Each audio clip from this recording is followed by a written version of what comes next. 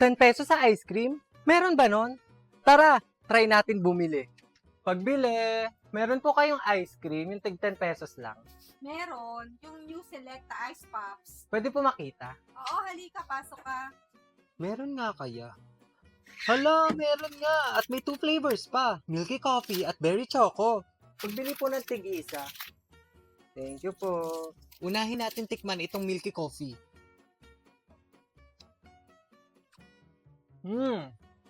Lasang kape na magatas yung ice cream. Tapos, ang sarap ng combination ng white chocolate. Ang crunchy. Ngayon naman itong Berry Choco ang titikman natin.